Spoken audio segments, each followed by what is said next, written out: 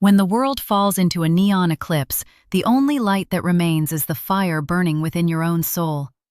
Witness the spectacular moments where the dark meets the glow in a dance of fate and light. Subscribe today and witness the beauty of the ultimate cinematic shadow. The hardest thing I ever did at a family dinner wasn't staying quiet. It was staying quiet while my sister announced in front of everyone that she was the reason I still had a roof over my head. She was wrong. But she didn't know that yet. Let me back up. Every Thanksgiving at my parents' house in Macon, Georgia follows the same script. My mom spends 2 days cooking things nobody asked for.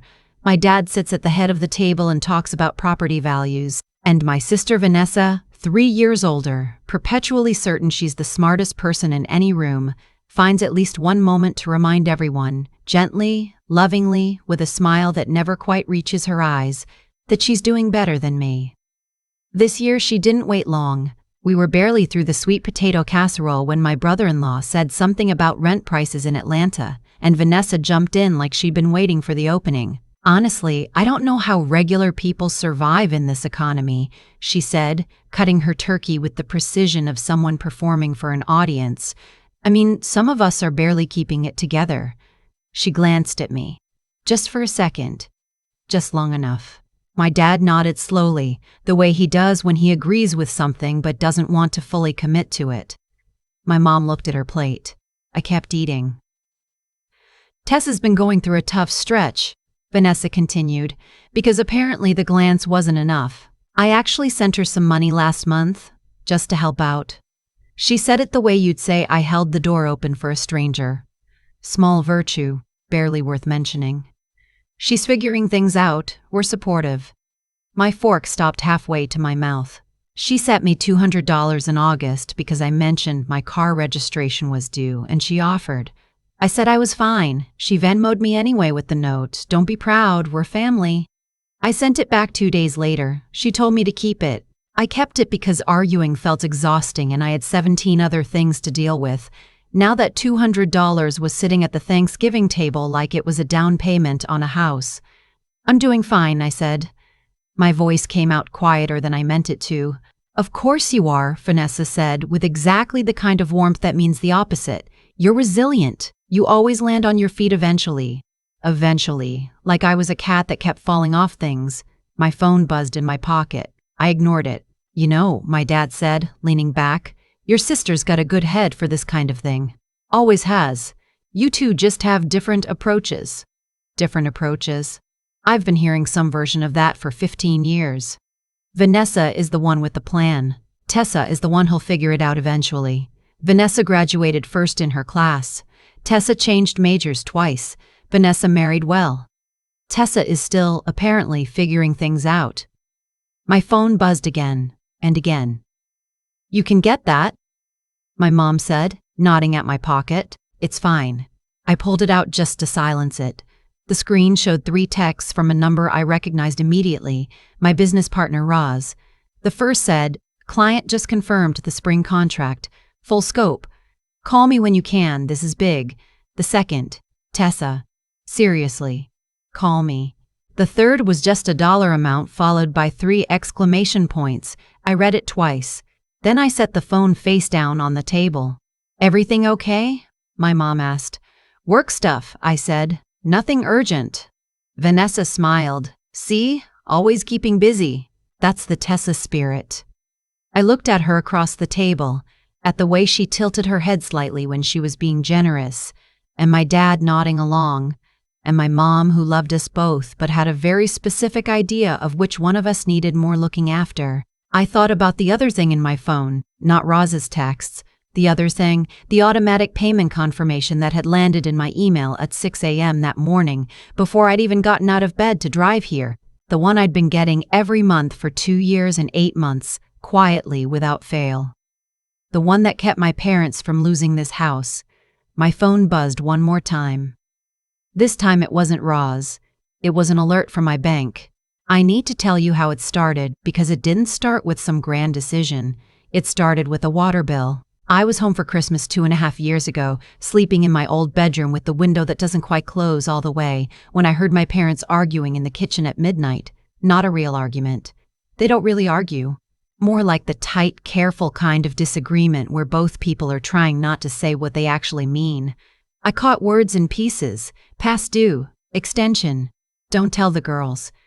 The next morning I offered to make coffee, and while I was in the kitchen I saw the folder on the counter. It wasn't hidden, it was just sitting there next to the dish rack, the way things that have stopped being urgent emergencies and started being just regular life tend to sit. A mortgage statement. 3 months behind.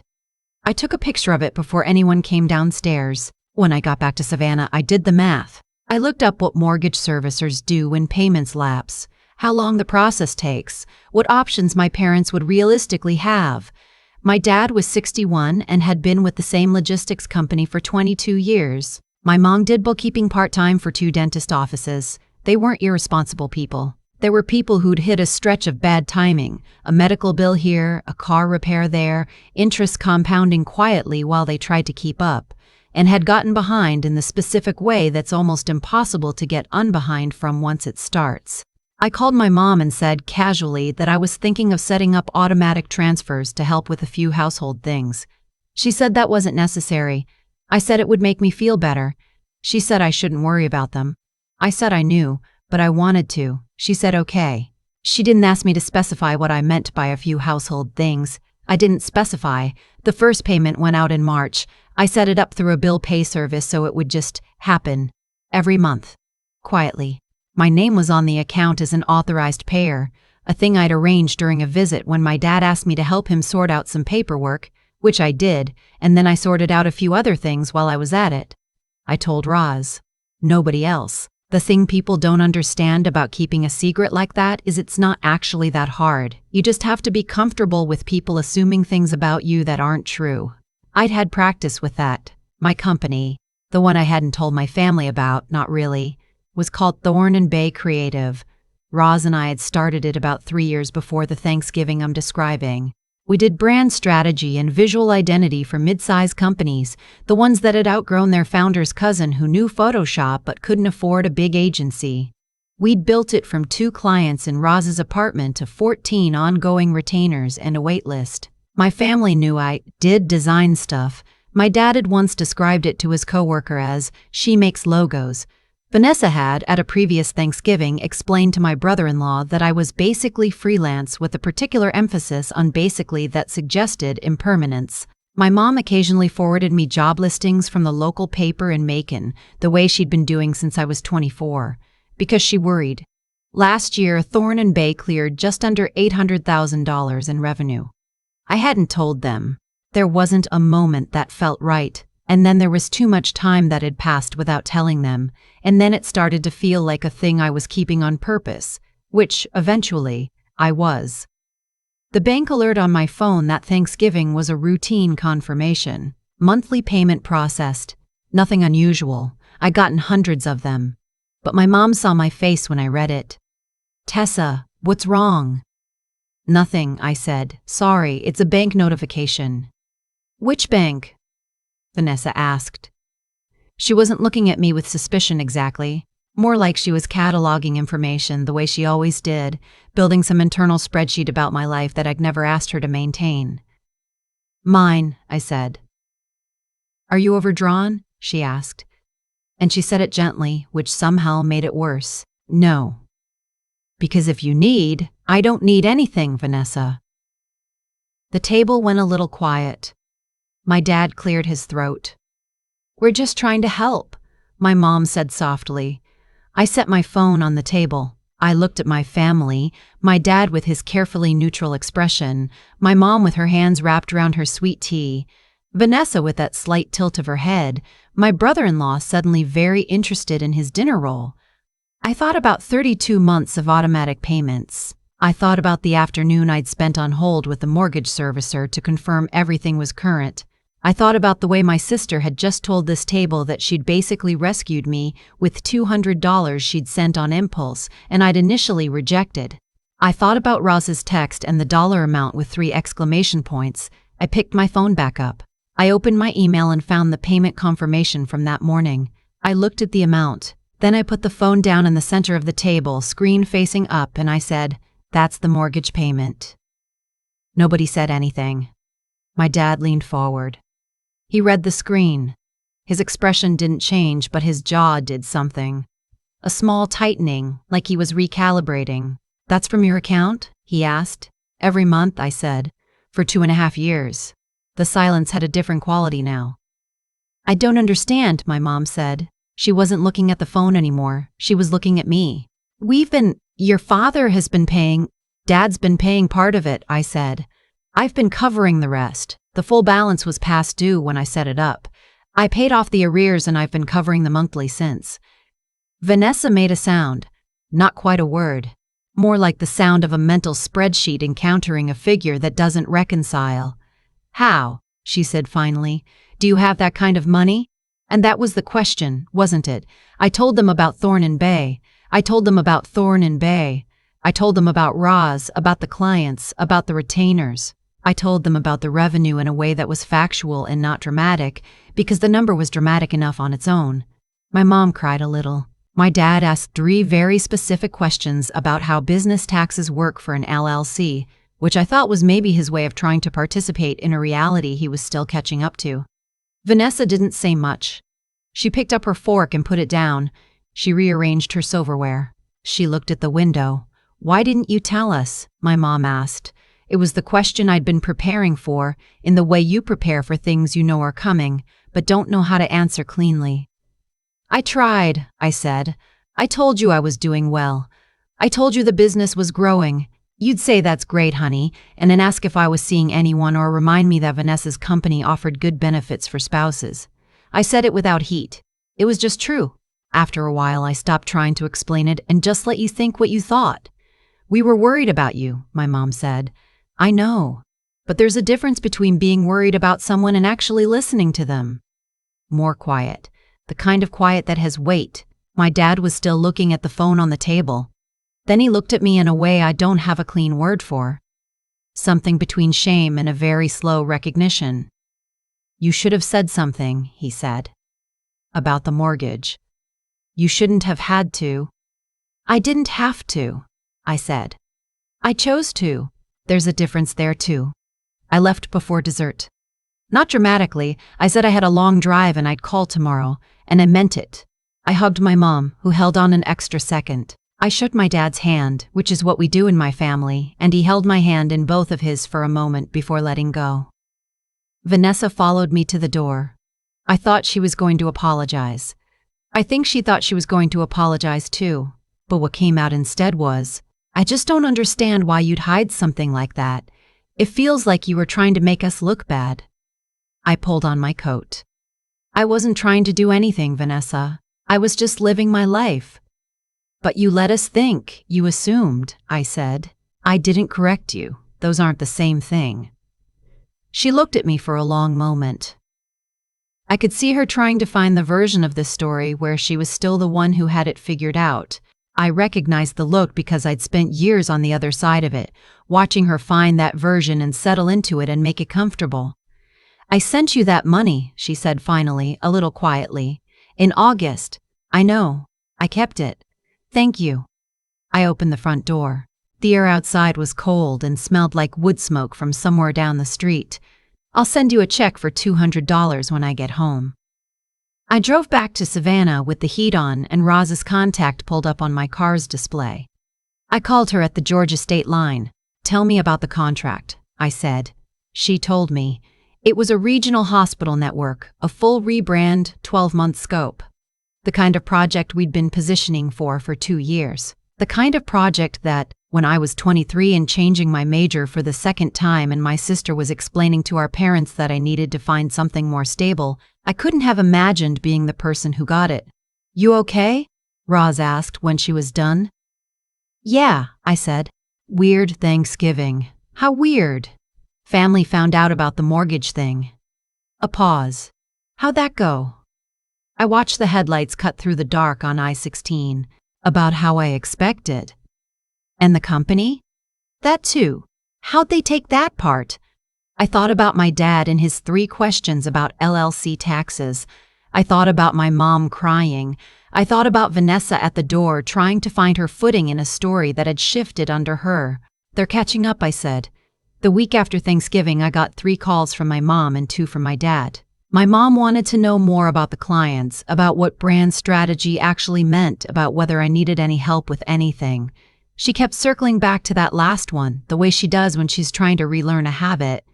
My dad sent me an article about small business grants in Georgia. I'm not sure he fully understood what Thorn & Bay did, but he was trying to understand it, and that was new. Vanessa didn't call. She texted once.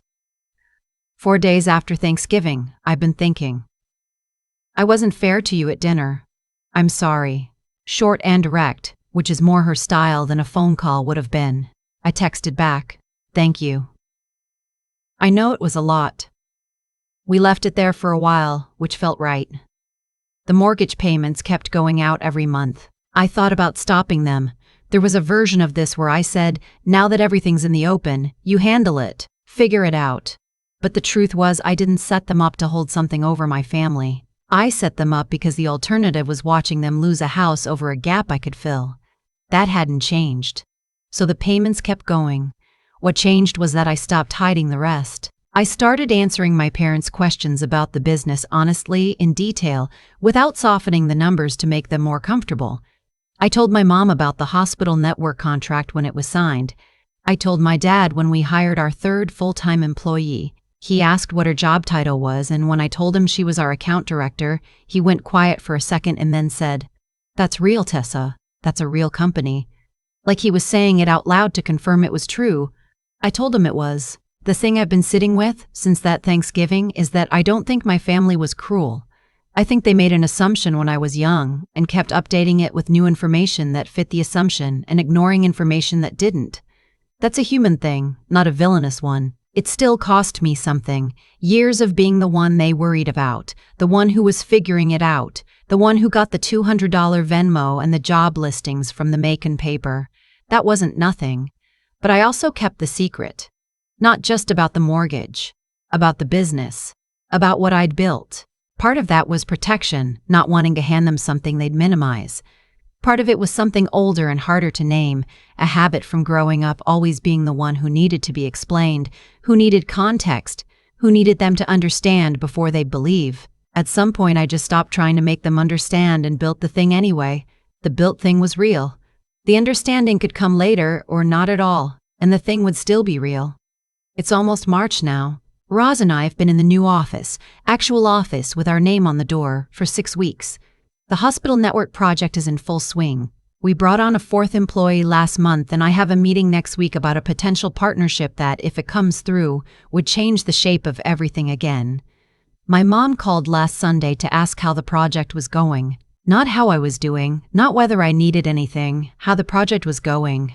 I told her. She said, "That's incredible, Tessa," with the slightly bewildered emphasis of someone who is genuinely impressed and still getting used to being impressed by me specifically. I took it. After we hung up, I sat at my desk for a minute, looking at the name on the office door through the glass. There's a thing that happens when you spend a long time being underestimated. You start to run on it a little. The secret becomes part of the fuel. And when the secret is gone, when they finally know, there's this brief, strange pause where you have to find out whether you were building something real or building something to prove a point. I looked at the client files on my desk. I looked at the signed contract on the wall, framed, Roz's idea, not mine. I looked at the 4th desk, which still smelled like new furniture and was already covered in someone else's organized chaos. Real, I decided. It was real. I went back to work. I've thought a lot about why I didn't just tell them sooner. The honest answer is, I tried, and it didn't land. And after a while you stop trying to make people see something they've already decided isn't there. That's not bitterness. It's just what happens when a story about you gets told so many times that even you start to wonder if it's true. Vanessa wasn't lying when she told that table I was struggling. She believed it. That's the part that stayed with me longer than anything she actually said. She had built a complete, detailed picture of my life using the scraps I'd given her. A changed major here, a vague answer there, the $200 she sent that I initially turned down. And she had filled in the gaps with the version of me that made the most sense to her. The version that needed looking after, the version that was figuring it out eventually. What I've learned is that people who love you can still see you wrong. And when they do, they're not doing it to hurt you. They're doing it because the mind looks for patterns, and the pattern they learned about you when you were 19 gets updated slowly, if at all. The only way to break it is to show up with evidence they can't reinterpret. Bank statements on a Thanksgiving table, as it turns out, are fairly hard to reinterpret. But here's the thing about evidence. It only works if you're willing to put it down. I kept the mortgage payments a secret because I told myself I was protecting something: my parents' dignity, the arrangement's stability, my own sense of control over something that felt uncontrollable. All of that was partially true. But there was another piece I was less honest about, which was that the secret also protected me. As long as they didn't know, I didn't have to watch them decide whether it was impressive enough. I didn't have to sit through the moment where they nodded and then pivoted back to Vanessa. The hiding was a kind of armor. I built everything behind it. The cost of that armor was years of being seen as someone I wasn't. And I paid that cost willingly, which tells you something about what I thought I was worth at the time. What Roz used to say, back when we were starting Thorn in Bay in her apartment with 2 clients and a lot of optimism, was that the work is the argument. You don't convince people by explaining what you're going to build. You build it, and then the thing itself does the talking. I believed that about business. I hadn't figured out yet that it applied to my own life, too. My dad asking 3 questions about LLC taxes was the most he'd ever engaged with my work. My mom sending me a healthcare technology article the week after Thanksgiving was a first. Vanessa's text, short, direct, no performance, was maybe the most honest thing she'd said to me in years. None of it erased anything, but all of it was different from what came before. And different is where things start. The payments are still going out. The office has our name on the door. I have a meeting next week I'm genuinely excited about. And when my mom calls now and asks how the project is going, not how I'm doing, not whether I need anything, but how the work is going, I answer her fully, in detail, without softening anything. That's new. That's mine. I earned it the long way, and I'm keeping it.